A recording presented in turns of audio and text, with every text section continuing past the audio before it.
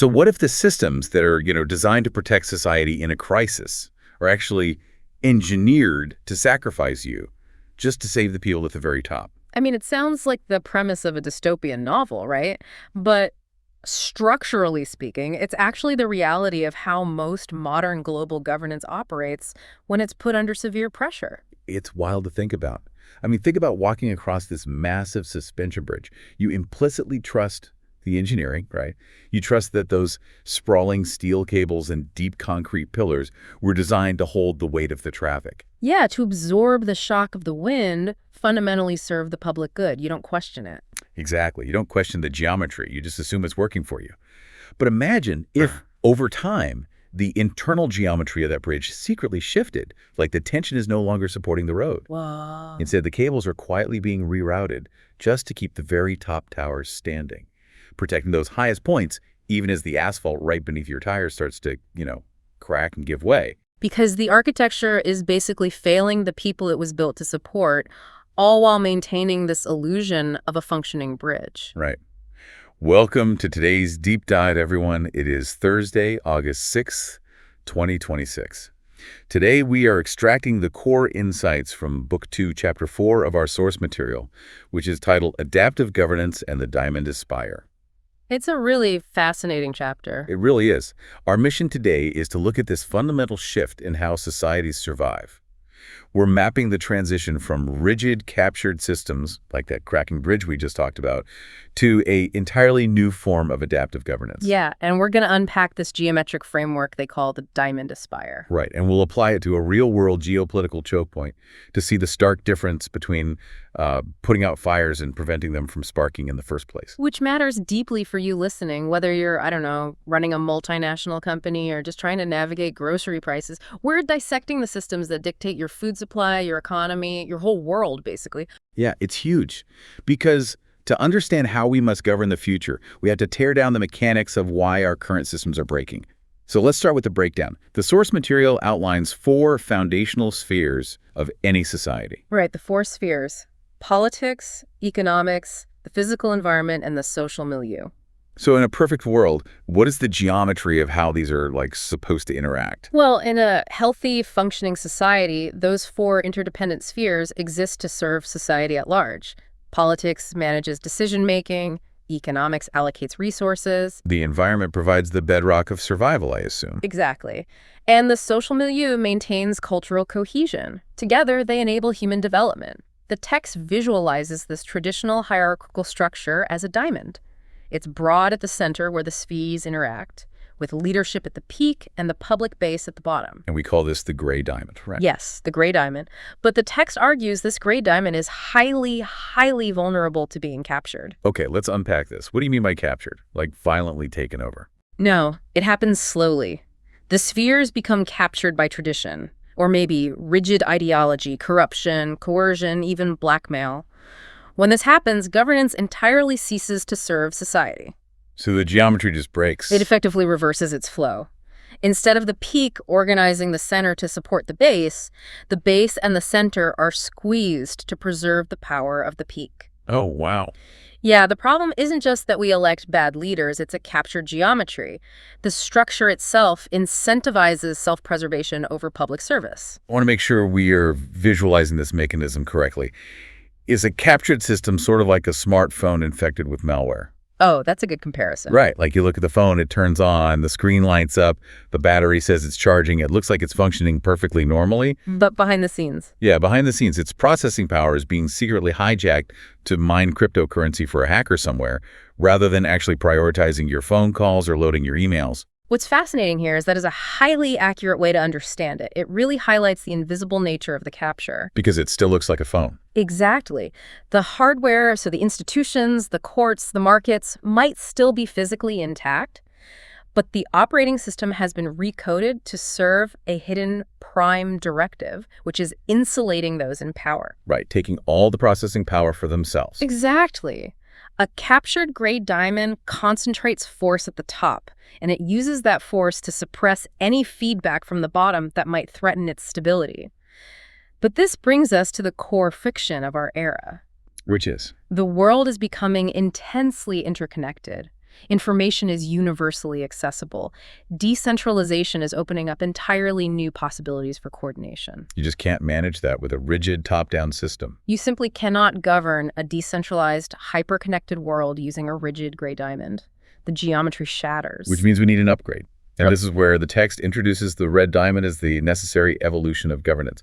But I have to push back here for a second. So go ahead. Here's where it gets really interesting.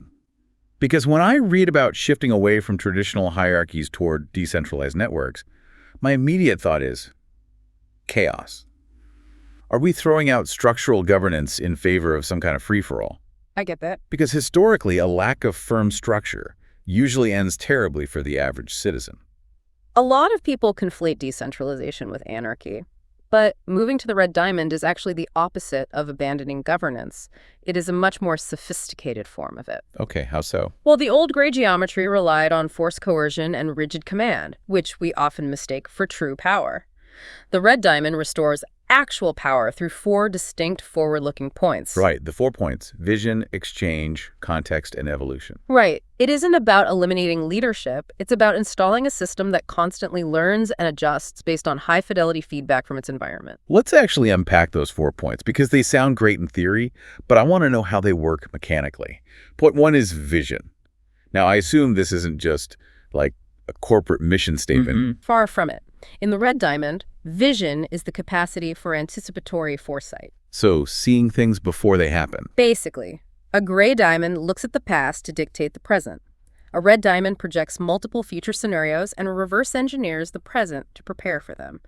It is proactive sensory awareness. Okay, that makes sense. Point 2 is exchange. Exchange replaces the top-down bottleneck of the gray diamond. In a captured system, resources and data only flow up to the peak, right?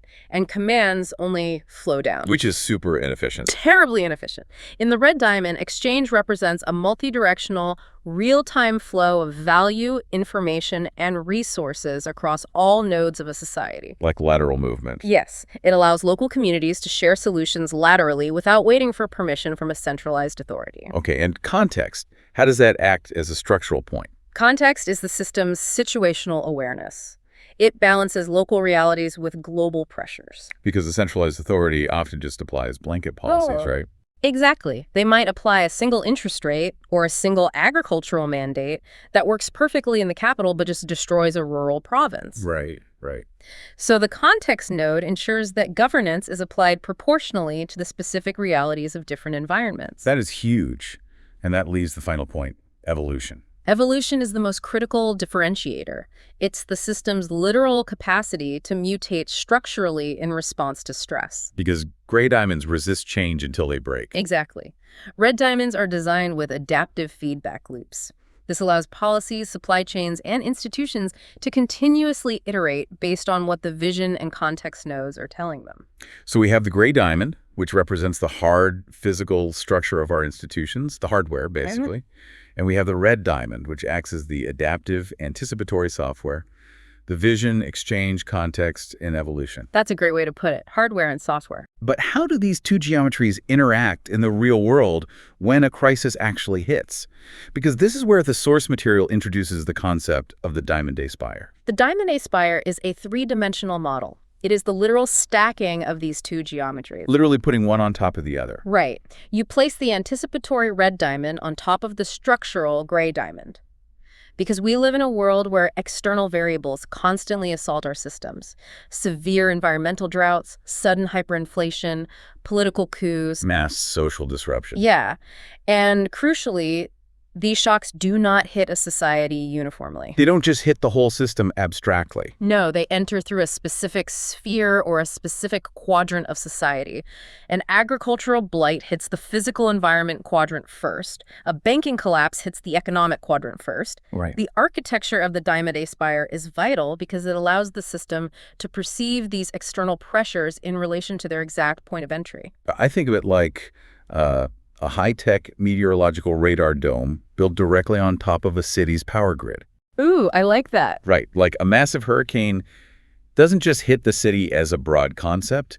It floods the subterranean transit tunnels on the east side, and it snaps the high-tension lines on the west side. That analogy gets right to the mechanics of it. Right. If you only have the gray diamond, just the grid, You only know there's a problem when the east side drowns and the west side goes dark. Which means you are entirely reactive. You're dispatching emergency crews into floodwaters. But by stacking the red diamond's foresight, your radar dome, on top of that grid, the system anticipates the pressure vector. Right, the red diamond's vision sees the storm's trajectory. And its context understands the specific vulnerabilities of those east side tunnels, and then its evolution node reroutes the power and closes the floodgates before the hurricane even makes landfall. It detects the localized strain and adapts the broader structure to absorb the blow. That is just the literal definition of adaptive governance. It really is. But I want to take this out of the realm of theory and apply this A-Spire radar to a massive, real-world scenario. The source material uses the disruption or outright closure of the Strait of Hormuz. Oh, man. The Strait of Hormuz is one of the most critical geopolitical choke points on the planet. It's massive. Roughly 20% of the world's global oil consumption passes through that narrow waterway.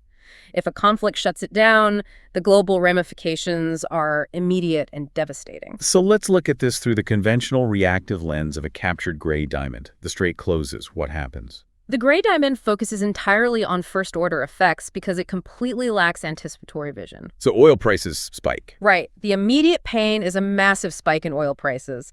Energy supplies are disrupted. Global shipping and transport costs skyrocket. And the reactive governance response is to just treat those symptoms. Exactly. Governments might subsidize fuel costs or release strategic petroleum reserves to artificially suppress prices, or deploy military assets to force the strait open. They are just scrambling to put out the fire in the kitchen. Yeah, completely. But the fire is already spreading through the walls. I want to challenge the red diamond approach here. Because if I am a world leader facing fuel riots because gas has quadrupled in price, my political survival depends on fixing that first-order effect right now. Of course it does. So how does the Diamond A-Spire actually change my immediate decision-making? Well, if we connect this to the bigger picture, it changes your decision-making by forcing you to recognize that the first-order effect is just a distraction from the terminal threat. A distraction, wow. Yeah. Governance failure almost always hides in the second and third order effects. The anticipatory perspective of the red diamond looks deeper. Deeper into what? It recognizes that a disruption in energy doesn't just mean expensive fuel for commuters. Natural gas is the primary feedstock for creating nitrogen fertilizers through the Haber-Bosch process. Wait, so a spike in energy inevitably craters the global fertilizer supply? Dramatically. And a disruption to fertilizer means a catastrophic drop in global crop yields the very next season. Oh, wow. So suddenly you aren't just dealing with an energy crisis. Exactly. You have triggered an existential downstream crisis in global food security, which then triggers fourth-order effects. Like what? Sovereign debt defaults in developing nations that rely on food imports, followed by mass social unrest, forced migration. It cascades. Terrifying. So while the gray diamond leader is burning through the national budget trying to artificially lower the price of gas for a few months, they are completely blindsided a year later when the global food supply chain collapses. Precisely the danger. The red diamond shifts the core operational question. The gray diamond asks, how do we react to this disruption? The red diamond asks, why was the structural vulnerability designed into our system in the first place, and how do we engineer it out? Right. Prudent anticipatory governance wouldn't be reacting to the strait closing at all. The A-Spire structure would have identified the volatility of that choke point a decade in advance. Okay, so what does that anticipatory action actually look like structurally? Are we just talking about like stockpiling oil? No. Stockpiling is just a gray diamond patch. Red diamond evolution dictates structural mutation. Mutation, meaning Yeah. changing the system itself. Right. It means deliberately diversifying supply systems and investing in localized, decentralized energy grids that don't even rely on Middle Eastern crude. It means building domestic or regional agricultural capacity. Investing in alternative fertilizer production to decouple your food sovereignty from global energy choke points. So if a government had applied the Diamond A-Spire model, the closure of the strait would still be an economic headache, sure. Definitely a headache. But it wouldn't trigger a cascading famine. The adaptive redundancies are already running. Yes. It downgrades a civilization-ending crisis into a manageable stress test. Applying this anticipatory logic fundamentally changes how a society survives a shock. But it also changes something even deeper, which is the final major concept in the text. It redefines who we place at the top of these systems. moving from personality to process. This might actually be the most profound civilizational takeaway from the sources. Look at modern political discourse or even media coverage of corporate governance. Right. It's always about the person in charge. We are utterly obsessed with the great leader myth. We believe that if a system is failing, we just need to fire the bad leader, vote in a charismatic savior, and the system will magically fix itself. And the text argues that this is a dangerous delusion, right? Yes. Chronic poor outcomes are rarely just about failed leaders. They are the inevitable result of weak governance processes. So what does this all mean? I see this constantly in the tech and corporate world. It's like trying to fix a biased machine learning algorithm by firing the lead data scientist and hiring a new one. Yeah, perfect analogy. Because the new scientist might be brilliant, right? Super ethical, highly motivated. But if the underlying algorithm is still explicitly programmed with a broken reward function, if the process itself is structurally designed to optimize for the wrong variables, that new leader is going to generate the exact same catastrophic outputs. You can swap the personality all day long, but if you don't rewrite the architecture, the machine will just keep failing. Exactly. The algorithm analogy perfectly captures that systemic trap. The issue concerns the deep relationship between character, management, and the architectural order of a society. A broken process will eventually defeat a leader of good character. Man, that's heavy.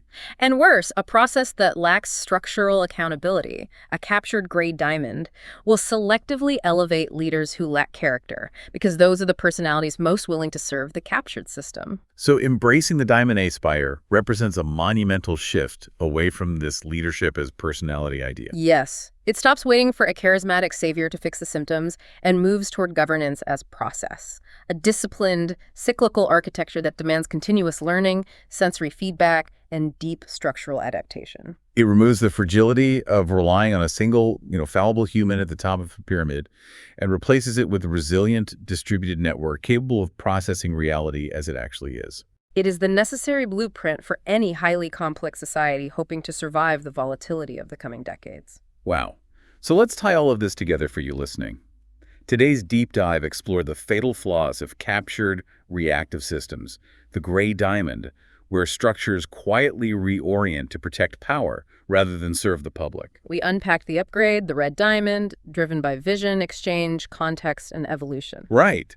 And by stacking these into the Diamond A-Spire, a society can actually perceive a localized threat and adapt its geometry before a collapse occurs. It means looking past the immediate shock of skyrocketing oil prices to anticipate and neutralize the catastrophic downstream threats, like to global food security. And ultimately, it means demanding rigorous, accountable governance processes rather than cheering for political personalities. So before we sign off, I want to leave you with a final thought to mull over, a concept that builds on everything we just discussed. Oh, this is a good one. For the last 50 years, our global systems have been engineered for maximum efficiency, hyper-optimized budgets, just-in-time supply chains with absolute zero slack. Everything running on a razor's edge. Exactly. But if achieving true adaptive governance requires us to anticipate and absorb massive, unpredictable shocks, does that mean we must start deliberately designing inefficiency into our world? Right, like purposefully building in slack. Yeah. Will we have to build expensive, seemingly redundant local systems like overlapping energy grids, domestic manufacturing, excess stockpiles, just to ensure we can survive the next choke point closure? It's a huge question for the future. Think about how you might need to build a little deliberate adaptive inefficiency into your own life. Because as we noted at the start, you do not want to be driving on that bridge when you finally realize the engineering was only designed to protect the penthouse. Stay curious, everyone, and stay adaptive.